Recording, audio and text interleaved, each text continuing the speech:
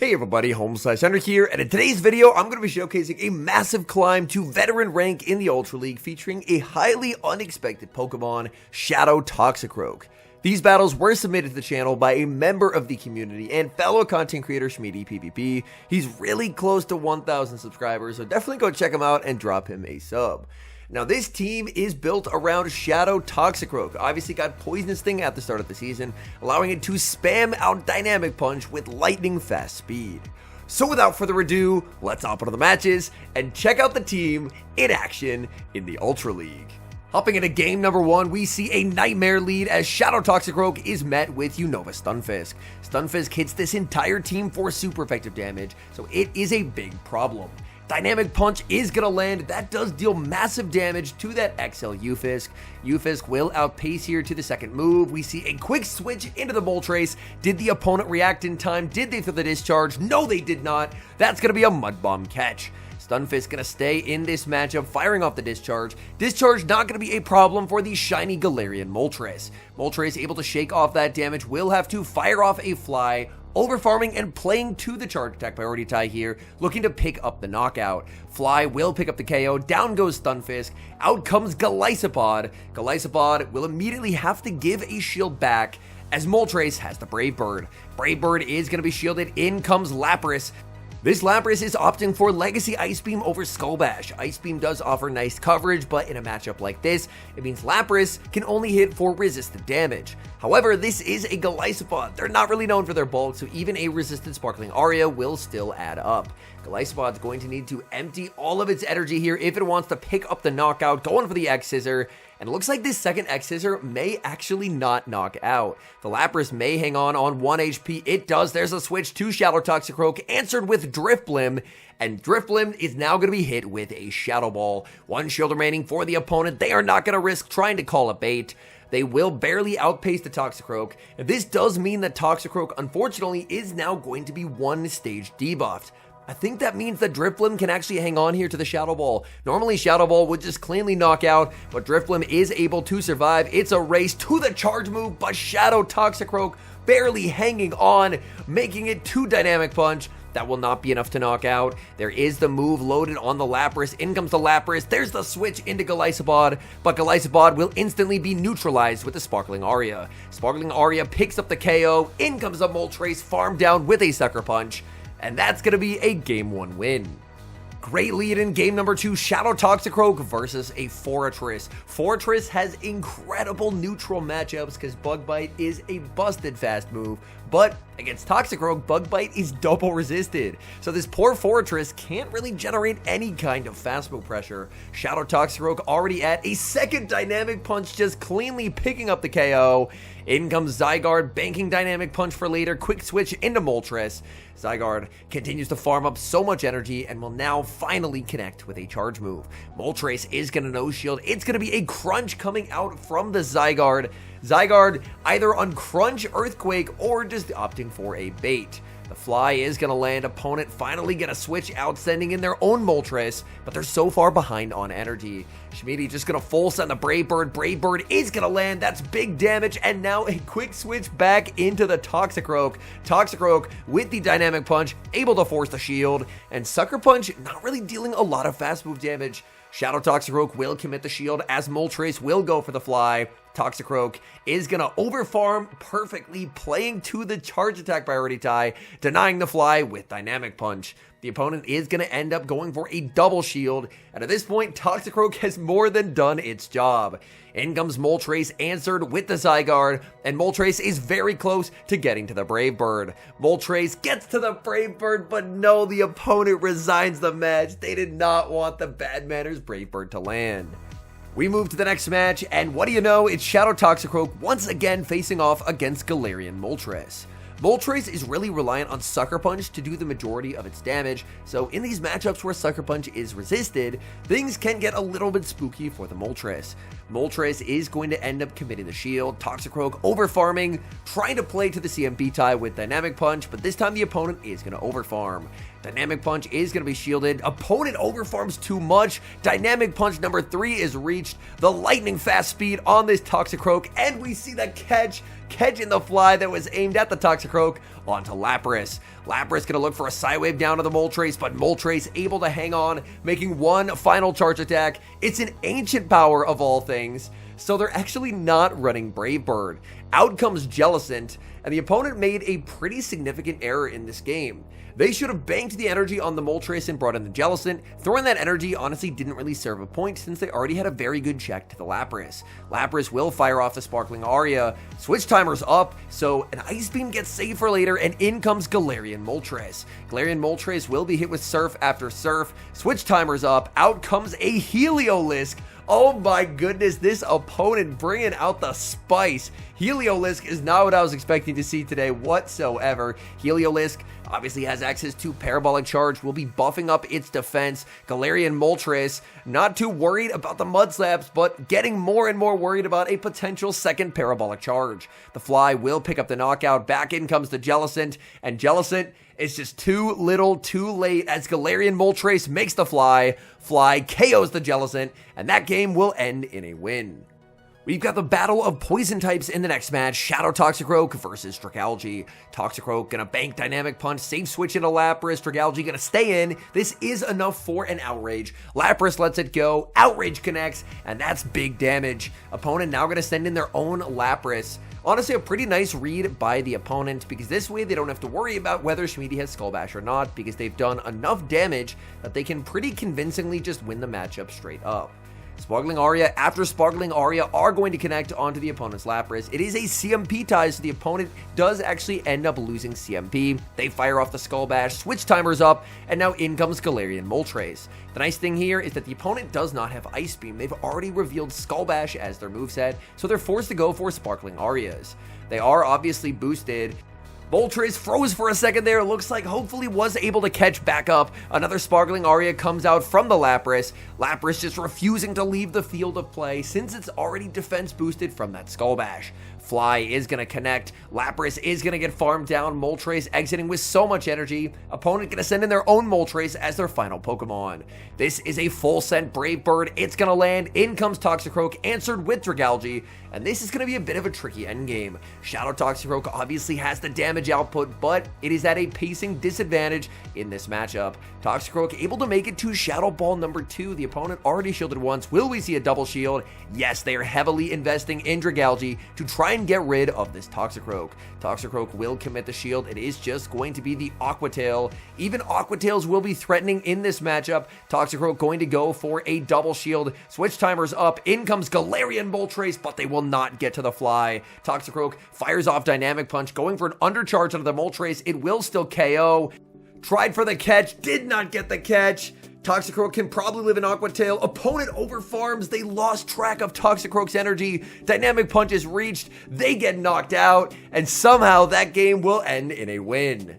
We've got the Battle of Glass Cannons in the next match. Shadow Toxicroak versus Shadow Scizor. Toxicroak is going to opt out, save switching into Galarian Moltres. Scizor will stay in and fire off a Trailblaze. The Trailblaze is going to be shielded up. Opponent switches out of their boost, and they send in their own shiny Galarian Moltres. Moltres not going to bait, just looking for some big damage with the Brave Bird. Brave Bird is going to connect, trying to get to the Fly, but the opponent is not going to let that happen. Nice energy management there by the opponent, making sure that they didn't let the Galarian Moltres get to a Fly.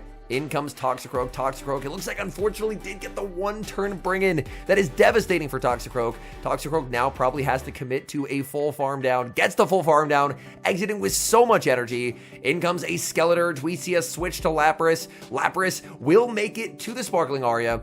This will do a lot of damage to the Skeleturge. Skeleturge is going to end up no shielding, but Skeleturge will get the Torch Song plus Shadow Ball to just cleanly knock out before the Lapras is able to force the shield. There's the Torch Song. Opponent over farms for no reason, and they actually let Lapras force a shield. Lapras able to grab the shield now with the Sparkling Aria. They're going to fire off energy, and honestly, I think the opponent may have played into a bit of a lose con here. They go for the Torch Song. They're heavily boosted. In comes the Toxicroak, and Toxicroak has back-to-back Dynamic Punches. Down goes Skeleturge. It's going to be a race to the move. Toxicroak gets the double up on Dynamic Punches. This is an IV-dependent CMP tie. Who wins, Toxicroak or Scizor? The Scizor doesn't throw. They had to throw the Night Slash there. but they don't. They get knocked out, and we'll never find out who wins Charge Attack priority as Toxicroak takes the win. Toxicroak versus Belly Bolt in the next game. This is a Sucker Punch Belly Bolt. Opponent is going to make a devastating catch. Oh my goodness, they catch Dynamic Punch onto Dust Noir. Toxicroak going to stay in this matchup, look to rebank some energy, and now get to send in the shiny Galarian Moltres. Moltres always going to be okay absorbing a neutral Dynamic Punch. Moltres can continue to farm up even more energy. This Dynamic Punch will not knock out either. Moltres can hang on. It is going to get the Moltres very low, but Moltres will be able to survive, get the farm down, and surrender basically no farm to the opponent, and on top of that, exit with the Brave Bird loaded. Moltres did actually end up going for the fly, going for the back-to-back flies. It looks like the opponent did not get their Sucker Punch through when they brought Belly Bolt onto the field. Quick switch into the Toxicroak. A bit of a shock and awe campaign. Toxicroak firing off Dynamic Punch, forcing the shield from Belly Bolt. In the back is Lapras. Oh my goodness, Psywave hitting for super effective damage. Can Toxicroak hang on and make it to a second Dynamic Punch? It's gonna be close. Toxicroak, no! Toxicroak gets absolutely melted, and the opponent has a ton of energy on their Lapras. If the opponent has Skull Bash, this game's probably over. It doesn't matter that the opponent is down 2 shields to 0. If this is a Skull Bash, the game is done, but it's not. It's a Sparkling Aria.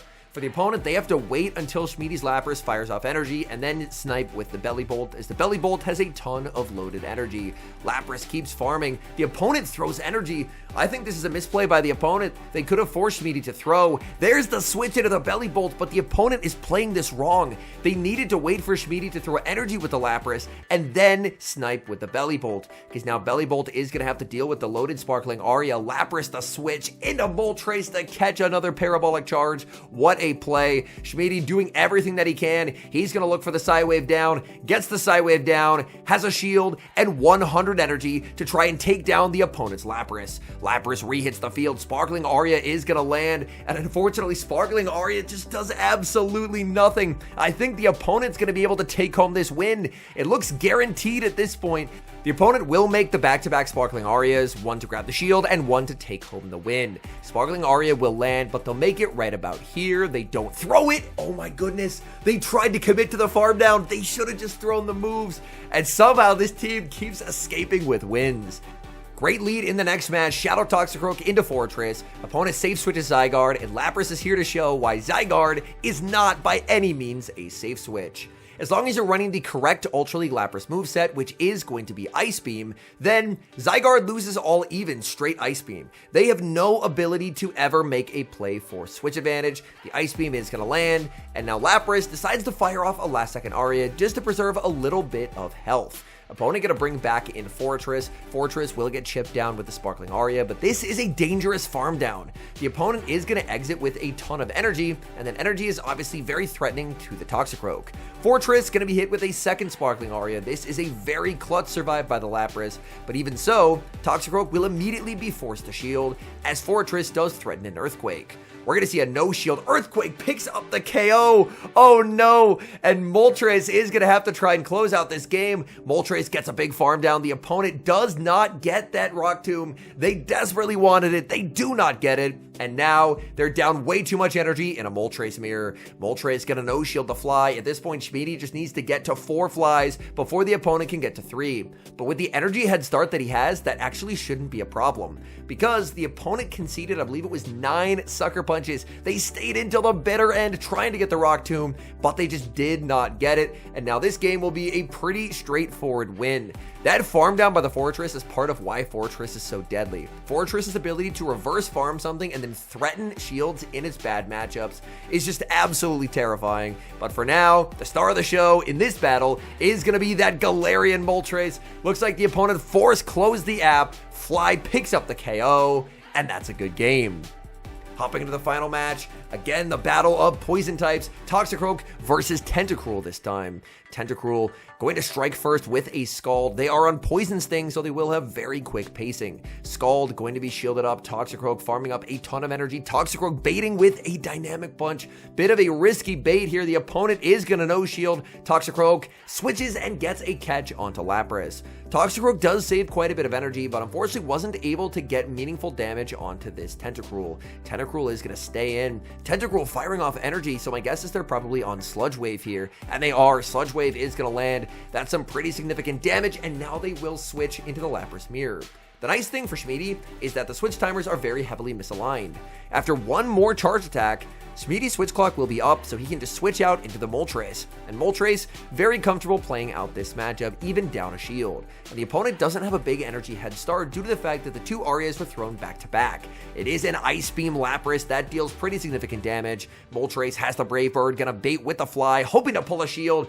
Opponent still holds on to those two shields and sends in Feraligatr. Feraligatr will win charge attack priority over the Moltres, meaning Moltres cannot afford to shield. There's still a bunch of energy on that Toxicroak. Accidentally tabbed sideways out of the app there, able to tab back in, and now connect with a Dynamic Punch. Dynamic Punch number 2 is reached. Toxicroak winning the charge attack priority tie over that Feraligatr. Feraligatr with the double shield. Toxicroak going to invest the final shield of the match right here. Will the opponent go for the catch? We know Toxicroak wins CMP. It's a simultaneous switch out. Lapras into Tentacruel. Opponent tries for the catch, but Schmiede reads them like a book. Scald is going to land. Lapras gets the farm down, and Lapras's energy will threaten everything here. The opponent's Lapras is extremely low. The Feraligatr, I mean, it's just going to get knocked out by Dynamic Punch either way. They're going to bring in the Lapras. Lapras gets KO'd with the Aria. Feraligatr farms down. Does the charge move show up? Yes, it does. Dynamic Punch is loaded, winning charge attack priority. Shadow Toxicroak takes down Feraligatr and takes the win. All in all, these were some very entertaining battles, so many thanks to Schmiede for submitting this footage. Honestly, I had completely forgotten that this was a move that Toxicroak learned, because at the start of the season, obviously, we had a ton of updates that I was constantly testing things out, and I just completely forgot that they gave Toxicroak Poison Sting, because to me, honestly, it didn't really look like one of the more impactful updates. But being able to spam out Dynamic Punch, which is a fighting type Psystrike clone, by the way, every 10 turns, means that Toxicroak, even though it has basically no fast move pressure, has a really nice pacing now. That's something that it a little bit struggled with in the past, as Poison Jab, at one point in its heyday, was considered a pretty fast move, but over time, Toxicroak's pacing wasn't really what it was hoping to see. But now, with this Dynamic Punch Shadow Ball moveset, I think Toxicroak is some pretty interesting anti-meta. Obviously, it's not a top meta pick for the Ultra League by any means, but it really felt like it's held its own in a lot of these matchups, and being able to win charge attack priority over most of the meta came in clutch quite a few times. Anyways, thank you guys so much for watching. If you enjoy watching content like this, please do consider leaving a like on the video and subscribe to the channel if you haven't. And a special thank you as always to our channel members here on YouTube. The support guys provide is genuinely so appreciated. So thank you guys oh so very much. And until next time, I've been HomeSliceHenry.